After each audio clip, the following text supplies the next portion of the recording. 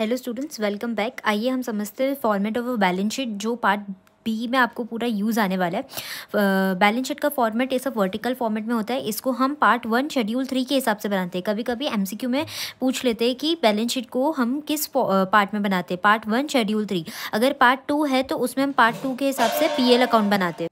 तो देखिए, equity and liability side में 4 मेजर हेडिंग्स होता है और उसके अंदर सब हेडिंग्स होते हैं। एंड एसेट साइड में 2 सब हेडिंग्स होते हैं, एक करंट एसेट, एक नॉन करंट एसेट, राइट। सबसे पहले इक्विटी एंड लाइबिलिटी साइड देखते हैं। 4 मेजर हेडिंग्स क्या है? Share holder fund, share application money, pending allotment, non current liability and current liability.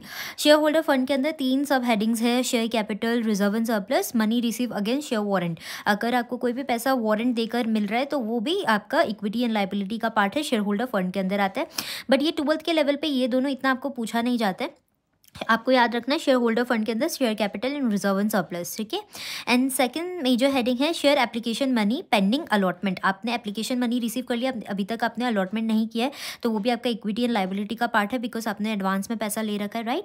Then non current liability के अंदर नॉन करंट बोला है, राइट। तो मोर देन ईयर जो भी लॉन्ग टर्म के लिए है वो सारा नॉन करंट लाइबिलिटी में आएगा, जैसे long term borrowing, long term provision, other long term liability, deferred tax liability. Deferred tax मतलब जो भी आगे जाके आने वाला आपका लाइबिलिटी होगा, राइट, ठीक है। करंट लाइबिलिटी के अंदर आपका जो भी विद इन ईयर आपका कोई भी है तो वो करंट लाइबिलिटी के अंदर आता है, राइट। जैसे short term borrowing, short term provision, other current liability और ट्रेड पेबल। ट्रेड पेबल के अंदर 2 चीज़ आता है, क्रेडिटर और बिल पेबल, राइट। तो ये हो गया आपका liability and equity side.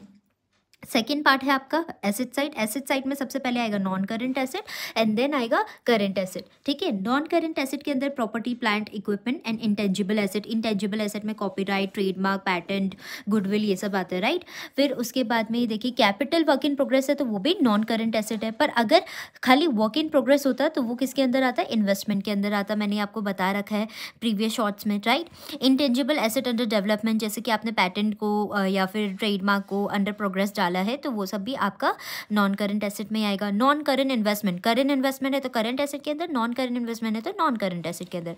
Deferred tax asset तो वो भी फ्यूचर में जब आपका अर्न होगा उसके लिए है। Long term loans and advances, as a company आप लोगों को लोन्स भी देते हो, एडवांसेस भी देते हो। अगर वो लॉन्ग टर्म के लिए आपने दिया है तो नॉन करंट एसेट। अगर आपने short term that is with in a year के लिए दिया है तो short term loans and advances. आइए देखते हैं करंट एसेट के अंदर क्या क्या है।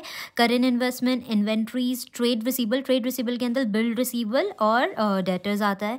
कैश एंड कैश इक्विवेलेंट के अंदर 5 आइटम्स आता है, मैंने बता रखा है, short term loans and advances and other current asset. So this is the format of balance sheet. Next part में हम पीएल का फॉर्मेट करते हैं।